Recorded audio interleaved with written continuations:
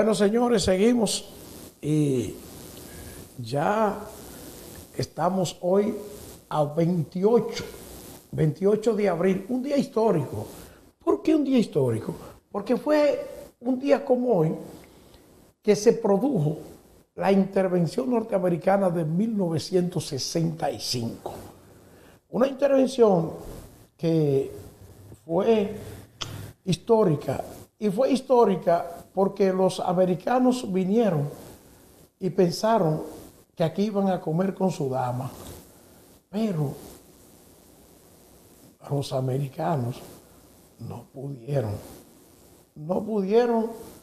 con los que estaban esperándole en este país. Los americanos no pudieron con República Dominicana.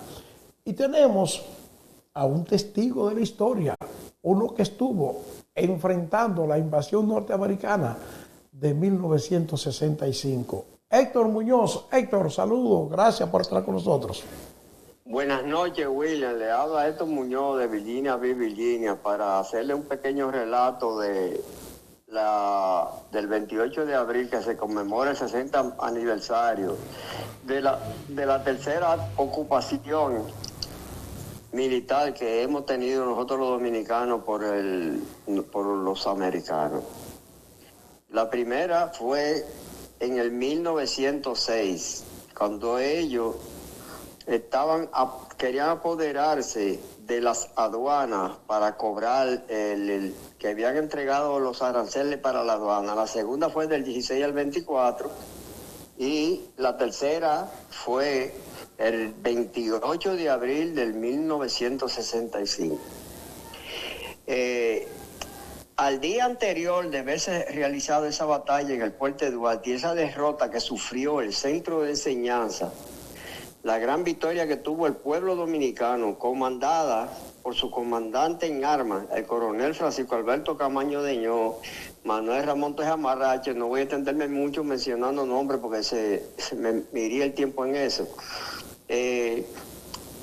Pedro Bartolomé Benoit bajó directamente el mismo 27 en la madrugada al embajador de Estados Unidos, Tupper Bennett, al hotel embajador, para pedirle que ordenara el desembarco de las tropas norteamericanas, las 65 aéreos transportadas, las 82 aéreos transportados y las 65 de infantería.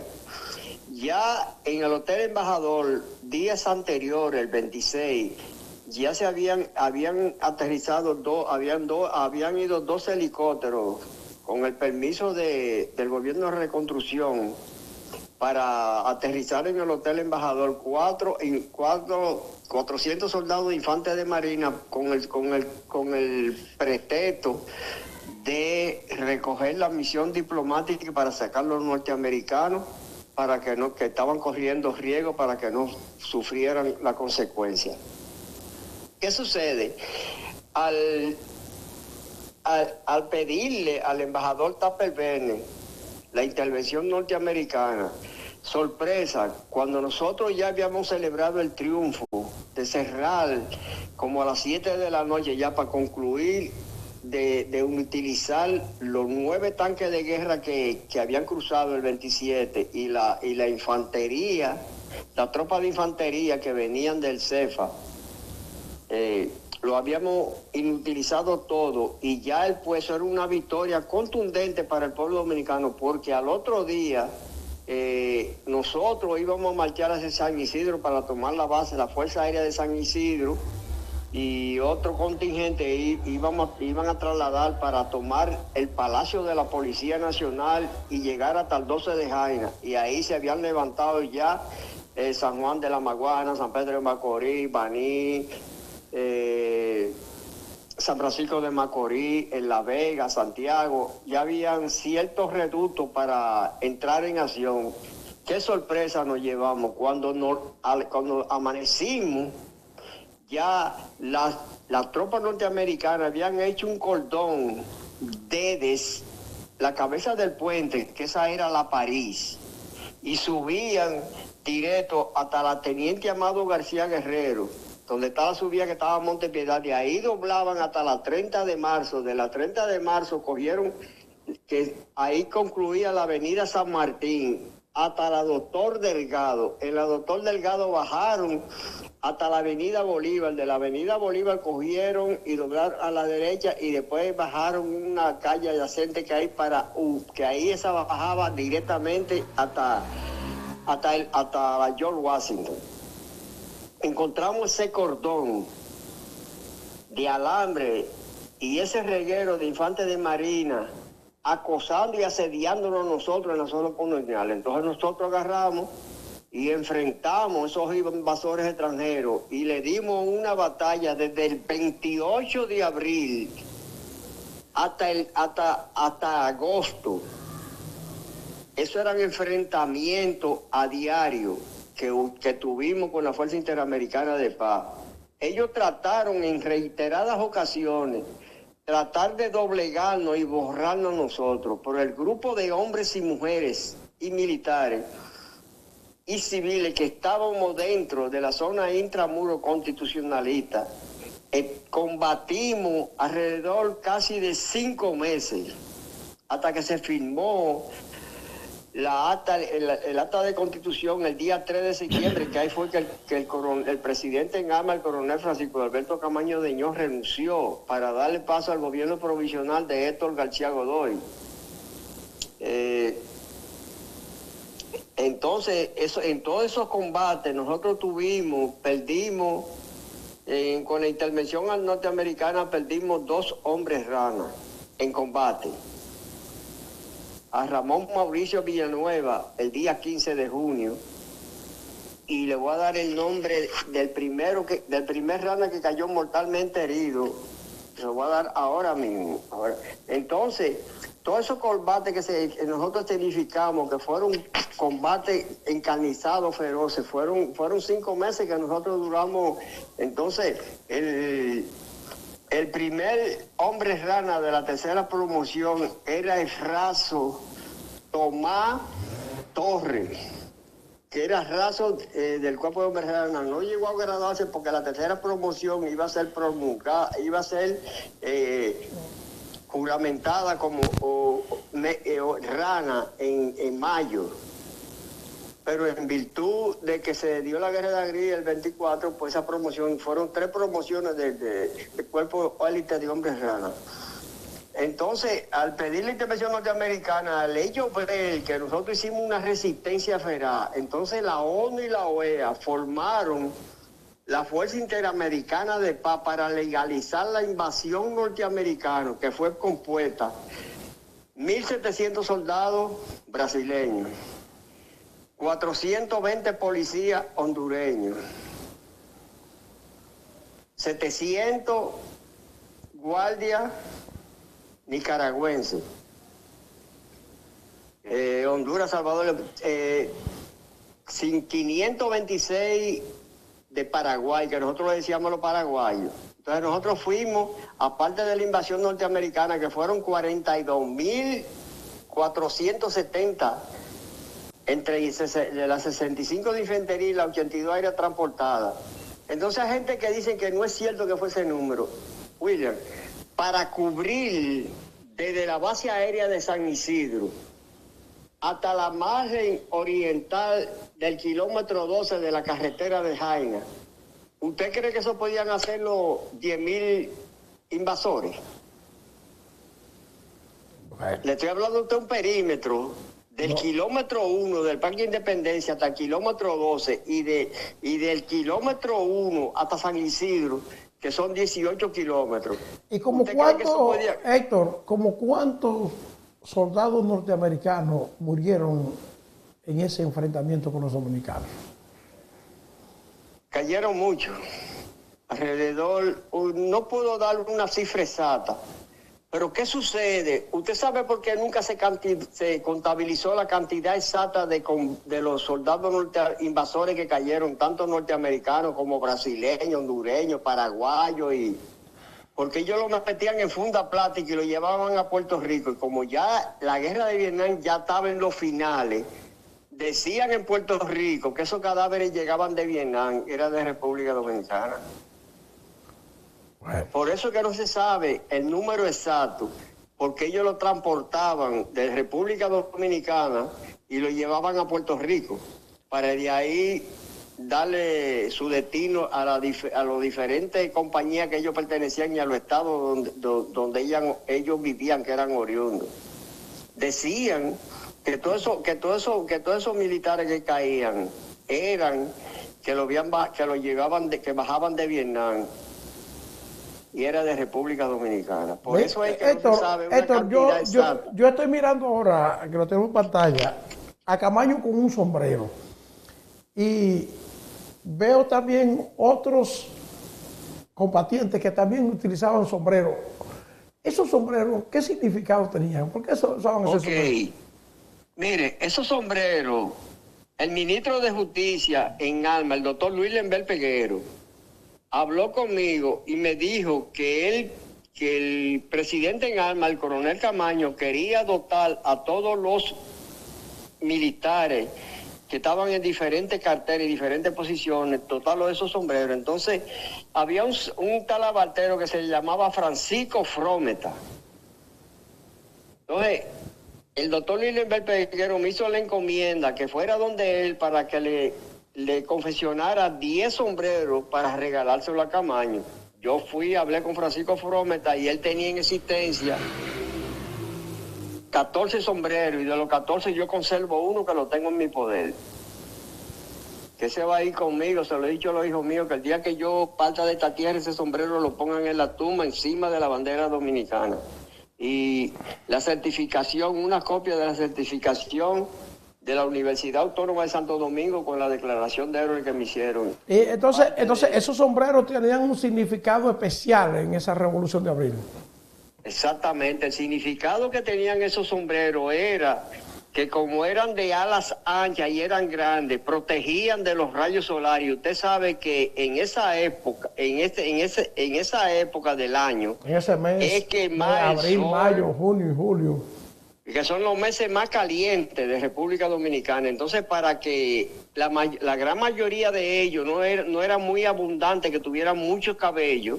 Y usted sabe que el militar nunca ha tenido mucho cabello. En esa época lo pelaban casi a ras. Entonces, yo fui donde el Francisco Frometa y él me cedió los sombreros. Y dígale al presidente que es un regalo, que yo le regalo esos sombreros. Y Camaño dijo, no señor, eso es trabajo, estamos en guerra y él tiene que comer. ¿Cómo que son los sombreros? Entonces le dijo a Manuel Montejarache, que era el que llevaba, que era el que colectaba y salvaguardaba la custodia del dinero. Entonces le dio instrucciones a José Rafael Abinader, el padre del presidente de la República, que era el ministro de Finanzas del gobierno en Alma, que procediera de los fondos que estaban ahí para pagar la confección de 40 sombreros. A mí se me entregó el dinero, yo se lo llevé a Francisco me entregó, hizo todos los sombreros. Usted está diciendo que le entregaron el dinero, cuando la gente cree que fue mucho dinero que le entregaron. ¿Usted sabe cómo él se lo puso, los sombreros? A 5 pesos cada uno. Bueno, todo es caro entonces. Pero que relativamente eran $5, porque el peso dominicano valía más que el dólar en esos Pero un sombrero de 5 pesos era un señor sombrero en esa época. Pero es que esos sombreros eran lo que usan los jinetes de Tesa, que son usted ve, cuando usted ve yo vaya a República Dominicana, yo le voy a llevar el mío para que usted vea que es un sombrero que a mí me dan $20,000 y yo no lo doy. Porque es de piel, confeccionado, hecho a mano, con una artesanía. Yo el mío lo mandé a restaurar a México. 5 pesos un sombrero.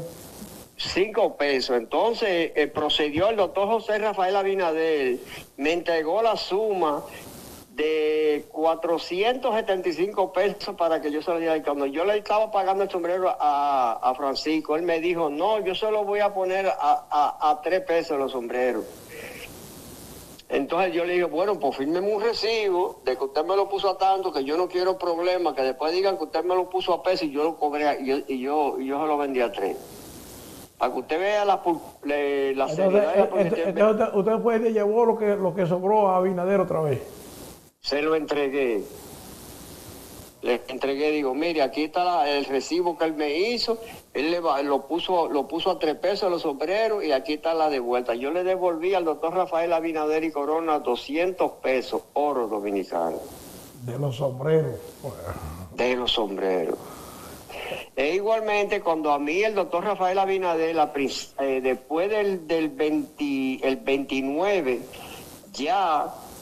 El doctor le dijo al doctor Luis Lembert Peguero, José Rafael Abinader, el ministro de Justicia, que necesitaba una gente de confianza para custodiar la custodia de los bancos. Y ahí es que usted ve la fotografía donde yo estoy, que estoy de frente, vestido de civil, y el militar que está de espalda, ese se le llama Leopoldo Paniagua, me pusieron a mí ahí, a la custodia de ese banco, y que yo era responsable de todo lo que estaba allá adentro. Cuando a mí me entregaron el banco, al presidente del banco, me entregaron, había una valija que había una cantidad indeterminada de oro y habían 14 millones de pesos dominicanos y 9 millones de dólares. Yo dije, tranquen esa bóveda, pónganle su llave, llévese su llave y yo no quiero nada.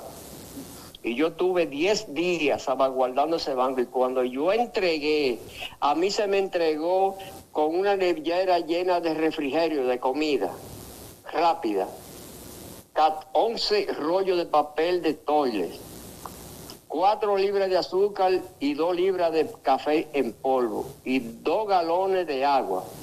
William, mi parte aprendió a leer porque yo no lo usé. Yo usaba el servicio para hacer mis necesidades y yo me limpiaba con papel de Caribe, no me da vergüenza decirlo, pero ahora lo tengo. Cuando yo le entregué a la comisión que fue compuesta por el doctor Luis Lembert Peguero, el ministro de Finanzas, José Rafael Abinader, Manuel Ramón Montesarache, Héctor Lachapelle Díaz y el mayor Lora Fernández y Claudio Camaño Grullón, que yo le entregué al banco y el presidente del banco dijo, oiga, pero qué hombre tan noble, que yo dejé 11 rollos de papeles sanitarios y él no lo tocó y me dice, ¿y con qué usted? Digo, yo aprendió a leer con el Caribe, yo me limpiaba. Ese que está en pantalla ahí, el que está de frente, no es de la gorra, es Héctor Muñoz. Eso fue en el Conde Quinaoto, 10 días. Y cuando el presidente del partido contó el dinero, dice, aquí está todo como se lo entregamos. Entonces me estaba regalándome 20,000 pesos por el servicio que yo había prestado. Y yo le dije, yo no acepto que me dé ni siquiera un centavo de un peso dominicano, porque yo he hecho esto emulando los principios de los padres de la patria, y dime, comandante en alma, el presidente en alma, el coronel Francisco Alberto Camaño Deñó. Yo no acepto ni siquiera un centavo. Y yo rebajé 8 libras en lo que yo tuve ahí. Porque en esos 10 días, yo y Leopoldo Paniagua comimos tanto pan con agua de azúcar, que eso no tenía punto de comparación. Bueno, Héctor, ahí está la historia del 28 de abril, donde los dominicanos dieron una expresión de gallardía, donde los dominicanos le dijeron al mundo, nosotros sí podemos. Porque los interventores y lamentablemente el héroe que manchó su honra con ver asesinado en la parte norte, mientras nosotros estábamos en la zona colonial, a Inbel Barrera, Peri y demás hierbas aromáticas, masacrando el pueblo indefenso. Entonces ahí fue donde ese bandido de Inbel Barrera tronchó con la sangre del pueblo dominicano ese genocidio que se hizo del 3 de mayo al día 18 de mayo. Oiga, eso fue un desastre, eso fue una cosa que eso no tiene punto de comparación. Y ese hombre murió en su cama. Murieron la gran mayoría de ellos en su cama. El único que murió con el sabor a pólvora, que no voy a mencionar su nombre, que fue el general que agarró uno mismo y con su misma arma lo decapitó en su finca. Bueno, Héctor Entonces, Muñoz, William, yo le mandé un brochure que mañana... mañana va a estar en Nueva York, Héctor. Voy a estar en Nueva York, ahí está la dirección, en la Casa de la Cultura, en el 20, que sé cuánto de Amsterdam. Voy a ser el orador principal para dar la narrativa desde el día 24. Me van a dar 10 minutos y yo le voy a hacer un resumen hasta el día 16. Usted no lo va a hacer, usted no lo va a poder hacer en 10 minutos. No, yo lo hago un resumen en 10 minutos porque yo lo hago extenso con usted porque usted no me corta, ¿te entiende? Y tengo que darle más explicaciones. Y gracias a usted, William, que me ha dado la participación para yo hacer esas narraciones de esos hechos vivientes. Y no hay nada plagiado porque lo que yo le he comentado y le he plasmado en esos desarrollos, eso está escrito. Y yo estoy diciendo lo que yo viví y puede ser que Ecomet obvie el nombre de alguno, porque realmente son 79 años, ya estamos quemando aceite, agua, azúcar, de todo, pero yo estoy en salud todavía. Aquí está. Y nos recordamos de algo. Aquí está, lo pongo en pantalla, la invitación para la actividad de mañana en Nueva York. Protagonistas de la Revolución de Abril y recital poético narrativo.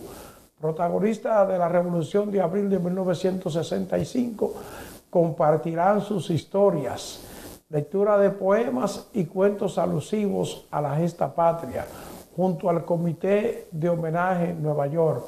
Martes 29 de abril a las 6:30 de la tarde, 2406 de Amsterdam Avenue, New York 10033, cuarto piso. Ahí está. Sí, entonces a mí se me va a entregar un pergamino que el gobierno nos van a otorgar a 9 combatientes constitucionalistas. Bueno, entre ellos está Florencio Castillo, Ney Fernández Cachafú, Julio Quintero, Leopoldo Peña, y hay otro que no... Otro grupo más de combatientes. Héctor, se acabó el tiempo. Muchas gracias. Pasen muy buenas noches. Mañana trataré yo de... la conferencia que voy a dar, yo la voy a grabar y se la voy a enviar a usted para que usted la reedite y pase algunos fragmentos. Pues está bien, se lo agradezco. Vamos a seguir la secuencia de esas narrativas, de esa epopeya, Héctor. Y he tenido el privilegio y la satisfacción de que a usted ha sido el único periodista y radio de difusión que yo le he dado toda esa participación destacada y activa mía y le he mandado las pruebas con fotografía, porque no hay un hecho que hable más de una gesta heroica que una fotografía. Pues muchas gracias, Héctor Muñoz. Señores, gracias por su sintonía. Si Dios lo permite, mañana estamos de regreso con otra entrega de este espacio en política. Como siempre en los controles, Arnold Samuel, acompañado de Estras. Nos vemos.